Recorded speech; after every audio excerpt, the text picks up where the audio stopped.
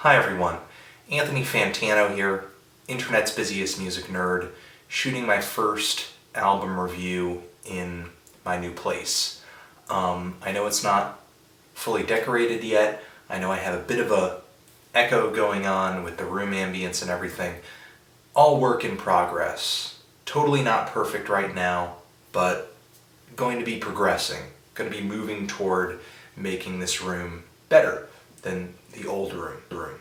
I know it's a change. I know it's different, but I think you guys are going to find that the room does not make the reviews, and that this space is really not going to be all that different from the old space. Hey, what are you doing? Hey, what are you doing? Hey. Okay, so I haven't reviewed any music in about a week, and I kind of feel like I forgot how, so bear with me.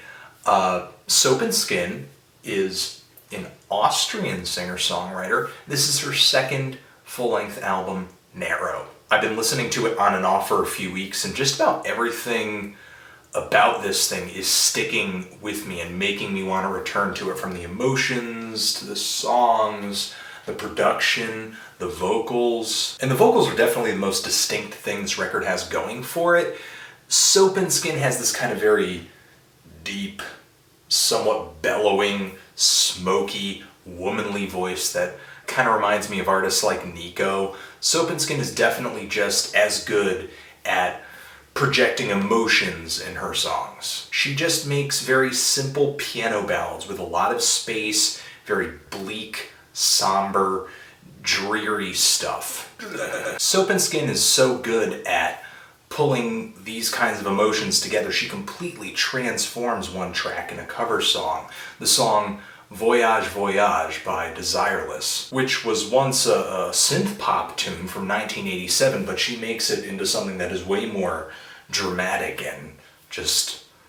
The track starts off pretty quiet, and then it just evolves really well with these strings just seeping in subtly underneath her voice. And the song, to me, just, it gives this feeling of waving goodbye to somebody who's rowing away on a little boat into the fog and in the darkness. The track doesn't really have a huge climax to it, but the opening song definitely does, and it builds up a lot of tension up to that point too. And it does it just with vocals and piano. Soap&Skin sometimes has this very kind of weary and emotionally draining quality to her voice, but a lot of these tracks, she will match that up later in the song with vocals that are much more intense. On this opening track, Vawter, the tempo starts speeding up, and just before the song ends, in the last 50 seconds, it just explodes in this awesome jubilee of horns and strings and vocals and drums. There are some very soft and short songs on here too,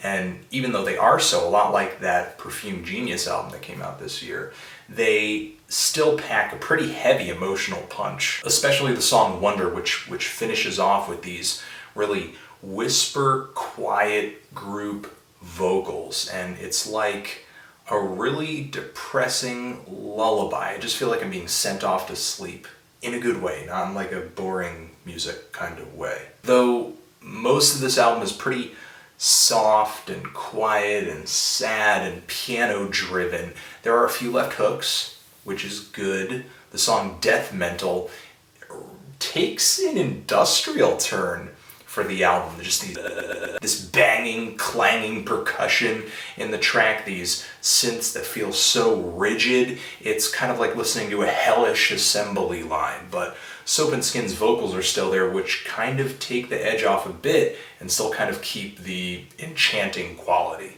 The last track on here kind of goes down the same road with some hard drums, some buzzing in the background too. The sounds are a bit harsher, but that element of piano balladry is still there, so it's a nice combination. My only real gripes about this LP, and I think a lot of fans of Soap&Skin may be feeling the same way as I do on this one, this album is just painfully short. There are a few tracks on here that are just around 2 minutes, and I'm totally fine with that. Those songs kind of have an abrupt charm to them, but I just wish there were more tracks on here. more material. And there's nothing particular about the flow of these songs either as an album that makes me excited to listen to all of them from beginning to end. But still, I can't really say anything negative about the songs themselves when I take them away from the album and look at them, because I really enjoy each one. The songs on here are consistent, they've got really tasteful production, great vocals.